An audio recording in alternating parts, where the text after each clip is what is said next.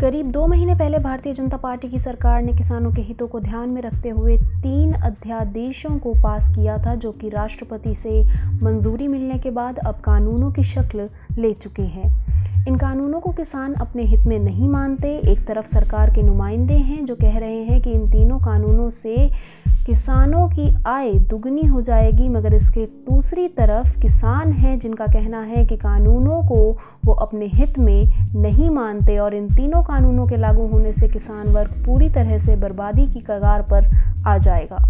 मंडी व्यवस्था खत्म हो जाएगी। किसानों का दावा है कि इससे एमएसपी यानी कि मिनिमम सेलिंग प्राइस की व्यवस्था जो मार्केट में बरसों से चली आ रही है वो खत्म हो जाएगी। इसी के साथ कांग्रेस के दिग्गज नेता और हरियाणा के पूर्व मुख्यमंत्री चौधरी भूपेंद्र सिंह हुड्डा का इस मसले पर कहना है कि या तो सरकार इन कानूनों को वापस ले या फिर एक चौथा कानून लाए जिसमें ये गारंटी दी जाए कि एमएसपी की व्यवस्था जैसी थी वैसे ही बनी रहेगी, उसमें कोई बदलाव नहीं होगा और ना ही ये खत्म होगी। वहीं दूसरी ओर हरियाणा के वर्तमान मुख्यमंत्री मनोहर लाल खट्टर बार बार अपने भाषणों में ये दावा करने से नहीं चूकते कि एमएसपी की व्यवस्था खत्म नहीं होगी और इसके साथ ही इन कानूनों के लागू होने से किसानों को बेहतरीन फायदा होगा। खट्टर हर बार विपक्षी नेताओं को ये चुनौती भी देते हैं कि अगर इन तीनों कृषि कानूनों के लागू होने से एमएसपी खत्म हुई तो वो अपनी राजनीति को छोड़ देंगे। ये कानून अब सरकार के गले की वो हड्डी बन गया है जिसे ना निगलते बन रहा है और ना ही उगलते। इन कानूनों को बनाना ठीक वैसा ही है जैसे मधुमक्खी के छत्ते में हाथ डालना। अगर सरकार बैकफुट पे आती है और किसानों की बातों को मानकर इन तीनों कानूनों को वापस ले लेती है तो विपक्ष को सरकार को घेरने का एक और मौका सत्ता पक्ष दे बैठेगा। इसके विपरीत अगर सरकार कृषि कानूनों को वापस नहीं लेती तो किसानों का ये आंदोलन ऐसे ही जारी रहेगा। आज देश का अन्नदाता एक दयनीय स्थिति में बैठा हुआ है।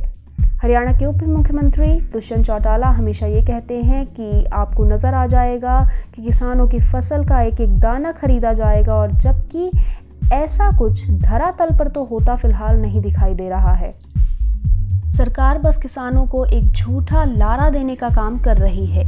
यही कारण है कि हरियाणा विधानसभा की हॉट सीट कहे जाने वाला बड़ौदा उपचुनाव में भारतीय जनता पार्टी को करारी हार मिली, क्योंकि हरियाणा एक कृषि प्रधान राज्य है। यहाँ के किसानों को अगर कोई सरकार तंग करेगी तो यहाँ का अन्नदाता उसका नाराज़ होना लाजमी है। वो भला ऐसी सरकार को वोट क्यों देंगे। नए कृषि कानूनों के खिलाफ दिल्ली पहुंच चुके किसानों के समर्थन में हरियाणा के कर्मचारियों एवं मजदूरों ने भी मोर्चा खोल दिया है।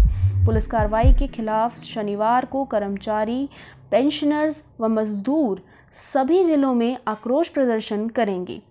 सर्व कर्मचारी संघ हरियाणा के प्रदेश अध्यक्ष सुभाष लांबा ने बताया कि प्रदेश के कर्मचारी, पेंशनर्स व मजदूर किसानों के आंदोलन का तन मन धन से सहयोग करेंगे।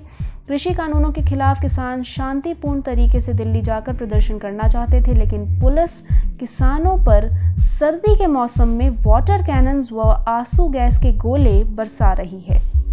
किसानों पर बल का प्रयोग किया जा रहा है और इसे बिल्कुल भी बर्दाश्त नहीं किया जा सकता।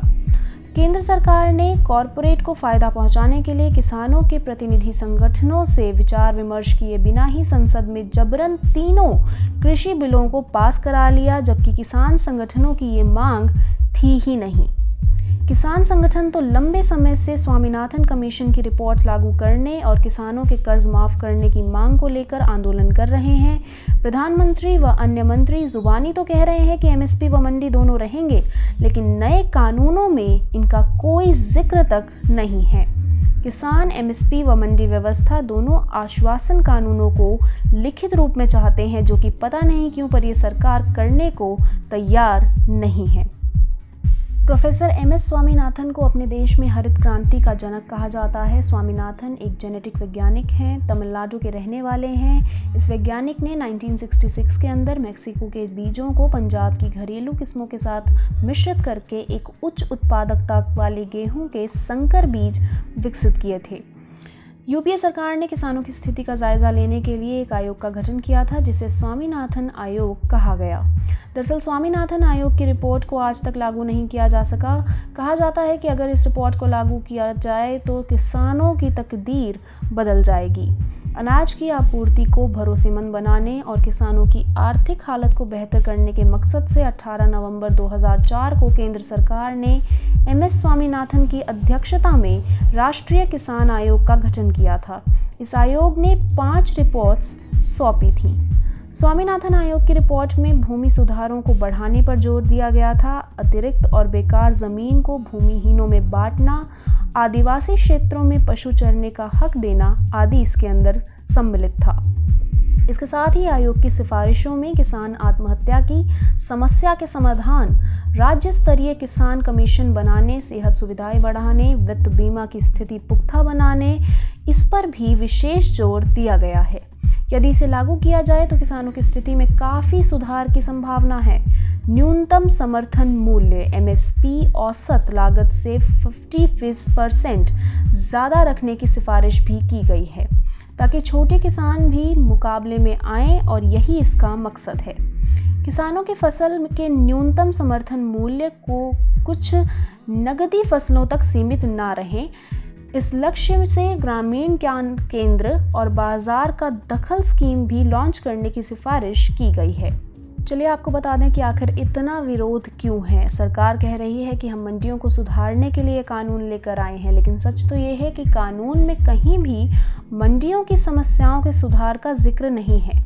हर बदलाव को सुधार नहीं कहा जा सकता, कुछ विनाश का कारण भी बन सकते हैं।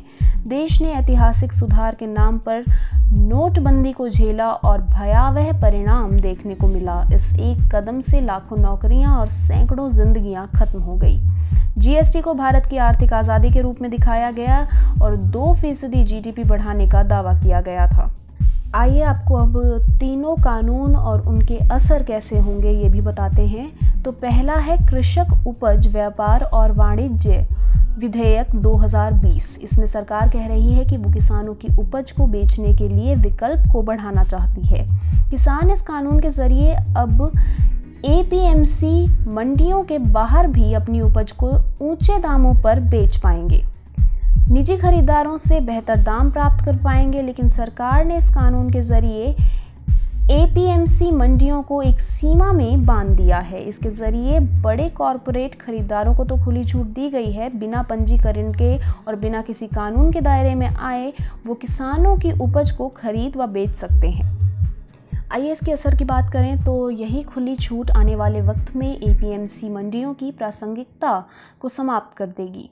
देखिए, एपीएमसी मंडी के बाहर नए बाज़ार पर पाबंदियां नहीं हैं और ना ही कोई निगरानी।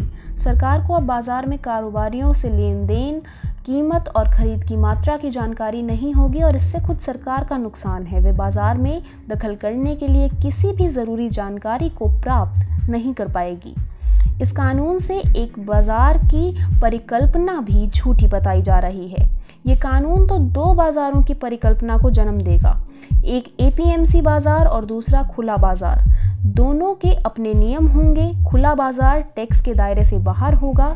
सरकार कह रही है कि हम मंडियों में सुधार के लिए ये कानून लेकर आ रहे हैं, लेकिन सच तो ये है कि कानून में कहीं भी मंडियों की समस्याओं के सुधार का जिक्र नहीं है। ये तर्क और तथ्य बिल्कुल सही है कि मंडी में 5 आढ़ती मिलकर किसानों की फसल तय करते थे। किसानों को परेशानी होती थी, लेकिन कानूनों में कहीं भी इस व्यवस्था को तो ठीक करने की बात की ही नहीं गई है। मंडी व्यवस्था में कमियां थी, बिल्कुल ठीक तर्क है।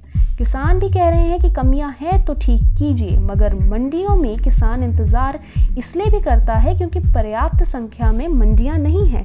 आप नई मंडियां बनाएं। नियम के अनुसार हर 5 किलोमीटर के रेडियस में एक मंडी। अभी वर्तमान में देश में कुल 7,000 मंडियां हैं, लेकिन ज़रूरत 42,000 मंडियों की है। आप इनका निर्माण करें। कम से कम हर किसान तक एक मंडी पहुंच तक जो उसके पहुंच के दायरे में हो वो तो बना दें।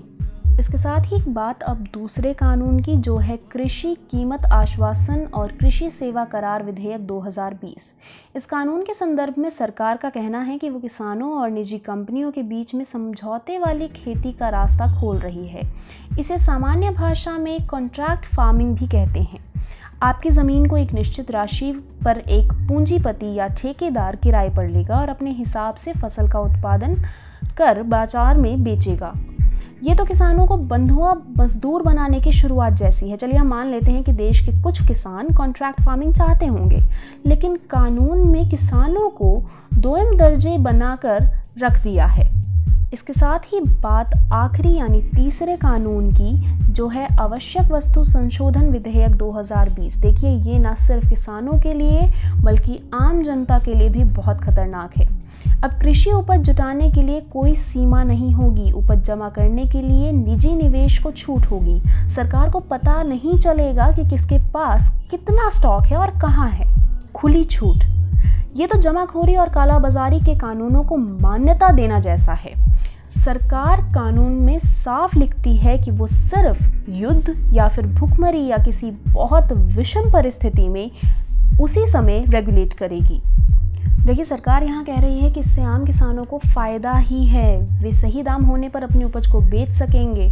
लेकिन यहाँ मूल सवाल ये उठता है कि देश के आखिर कितने किसानों के पास भंडारण की सुविधा है। हमारे यहाँ 80% तो छोटे और मझौले किसान हैं। आवश्यक वस्तु संशोधन कानून 2020 से सामान्य किसानों को एक भी फायदा नहीं है। इस देश के किसान गोदाम बनवा कर नहीं रखते हैं कि सही दाम तक इंतज़ार करें और उसके बाद अपनी फसलों को बेचें। सरकारों ने भी इतने गोदाम नहीं बनवाए हैं। किसानों को अगली फसल की चिंता होती है तो बाजार में जाकर जो दाम चल रहा होगा वो उसी पर अपनी फसलों को बेच आएंगे। लेकिन फ़ायदा उन पूंजीपतियों को होगा जिनके पास भंडारण व्यवस्था बनाने के लिए एक बड़ी पूंजी उपलब्ध है। वो अब आसानी से सस्ती उपज खरीद कर स्टोर करेंगे और जब दाम आसमान छूने लगेंगे तो उस फसल को बाजार में बेचकर अपना लाभ कमाएंगे। देखिए, अब देखना ये दिलचस्प होगा कि सरकार और किसानों की लड़ाई में गेंद आखिर किसके पाले में जाती है। अगर जल्द ही किसानों और सरकार के बीच इस गंभीर मसले को लेकर कोई निष्कर्ष नहीं निकला तो सरकार को इसका खामियाजा आगामी चुनाव के नतीजों में भुगतना ही होगा। किसान आंदोलन से जुड़ी पल पल की अपडेट के लिए हम आपके साथ बने हुए हैं और आप भी हमारे साथ बने रहिए।